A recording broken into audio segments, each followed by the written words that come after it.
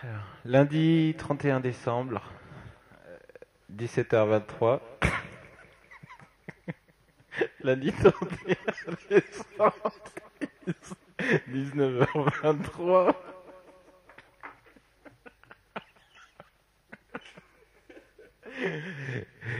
Nous commençons un nouveau cycle d'émissions basé autour des traditionnalistes rationalistes.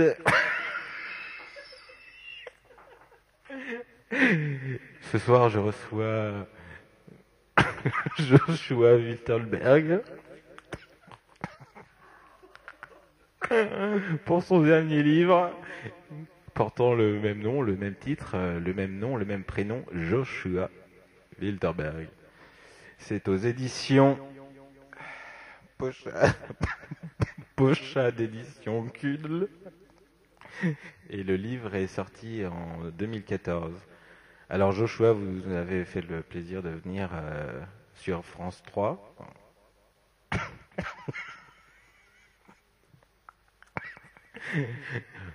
Nous préparons cette émission depuis 3 ou 4 ans. C'est le moment où vous avez commencé et commandé ce livre, hein, parce que c'est un convoiturage.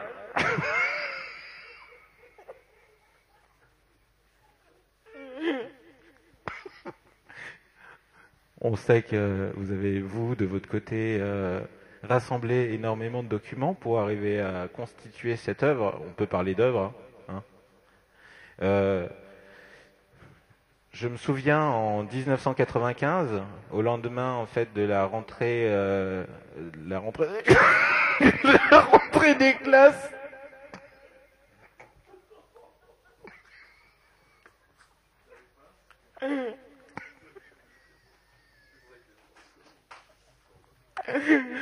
que vous aviez dit à la télévision, pourquoi pas écrire un livre sur ma vie après tout. Et c'est vrai que nous avions tous été vraiment surpris.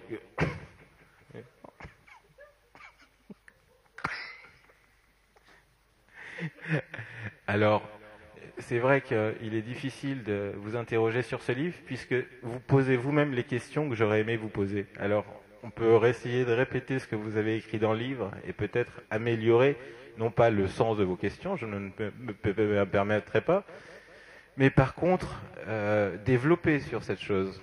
Alors, c'est un livre qui commence avec des dessins.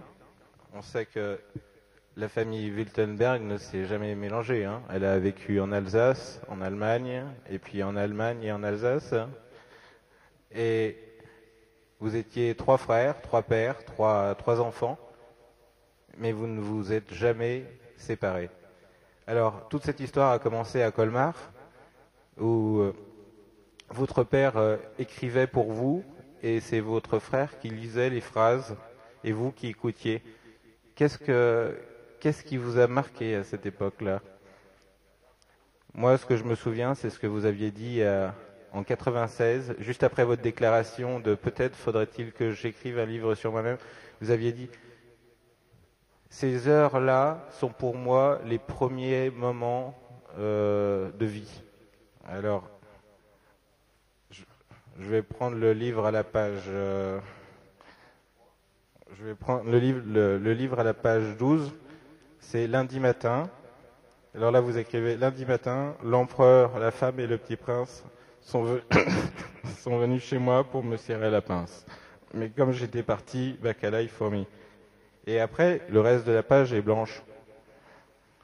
On s'était demandé avec un ami Gérald Bonfiou, qui est aussi mon traducteur, qu'est-ce que cette fin mystérieuse pouvait bien évoquer. Et en tournant la page, il y a un dessin d'œil.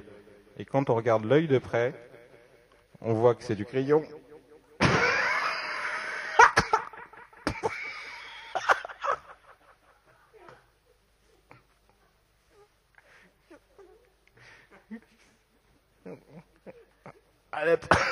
À la page 18, vous dites, j'étais parti tout seul en séminaire. Quand je leur ai dit que j'étais malade, personne ne m'a cru. Je suis revenu à la maison et j'ai passé un coup de fil. C'était vraiment, c'était vraiment marrant. J'ai rigolé tout seul pendant un certain temps jusqu'à ce que je m'épuise. Là, je suis allé me coucher et le lendemain, je ne me souvenais plus de rien.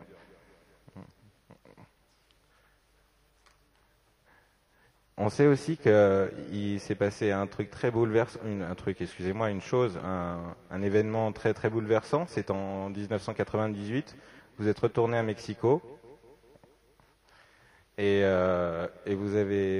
c'était quelque chose que vous aviez fait depuis 1923-24. C'est que vous retourniez tous les ans à Mexico avec un groupe de gens. Certains pourraient dire un groupe d'amis, mais c'est des gens que vous ne connaissiez pas et vous vous réunissiez essentiellement pour rire. Hein. Et vous avez tiré de cette expérience quelque chose de très bizarre. Vous dites, je rigolais avec des gens que je ne connaissais pas, mais eux, riaient-ils?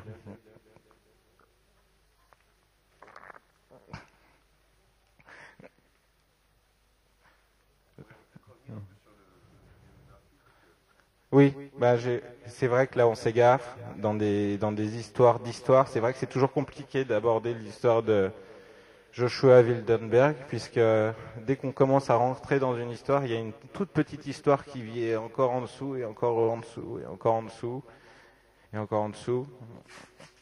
Mais, par exemple, le 18 octobre 1968, vous écrivez, j'étais à Mexico, j'étais en train de rire avec des gens que je ne connaissais pas beaucoup. Pourtant, c'est à ce moment-là que j'ai découvert que sur la Terre, il y a aussi des hommes qui rient. Le plus choquant, c'est quand je suis rentré en France, car personne voulait rigoler avec moi. Car à cette époque, j'ai rencontré ma femme de chambre. Elle était toujours en nuisette, et moi aussi. On a eu comme projet le mariage à la Nouvelle-Orléans. C'est-à-dire, moi ce que je comprends dans ce que vous dites, c'est que même quand vous ne voyagez pas physiquement, vous voyagez dans votre tête en fait, non? Après, il y a une période après 98, c'est un petit peu la fin de Mexico. Hein. Vous êtes intéressé aux pieds, vos pieds, vous avez soigné vos pieds. C'est pas parce que vos pieds étaient malades, hein, comme on pourrait le croire, ni parce qu'ils étaient sales. Mais quand vous disiez soigner vos pieds, c'était d'abord de leur apprendre à tenir une fourchette, un couteau, un peigne.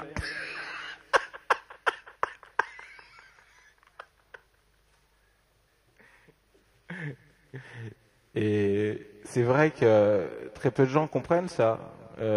Par exemple, à France 3, on en a parlé, et les gens disaient « Oh ben, Wilderberg, Wilderberg, Wilderberg !» Et ça voulait bien dire ce que ça voulait dire. C'est peut-être que ça voulait pas dire grand-chose. Mais en tout cas, ce qu'on savait, c'est que jamais ça nous serait venu à l'idée d'écrire un livre avec mes pieds.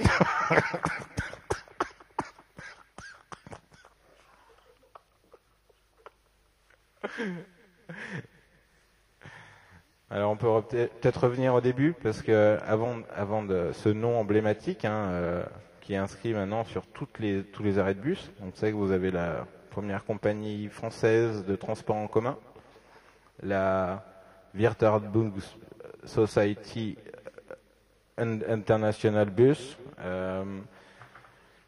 On ne sait pas que derrière ce personnage, il se cache quelqu'un de sensible qui, autour de 1909-1914, est parti vivre sur les îles des Galapagos et qui a participé à la restauration d'une des plages des Galapagos. Il a remis du sable. Vous avez remis pendant 2 ans, c'est ça, hein, je crois. 2 ans, vous avez recouvert la plage de sable avec du sable. Et vous avez eu un jour ce mot terrifiant devant un journaliste marocain, je crois. Vous avez eu ce mot terrifiant, vous avez dit « Jamais plus je ne remettrai les pieds dans le sable ».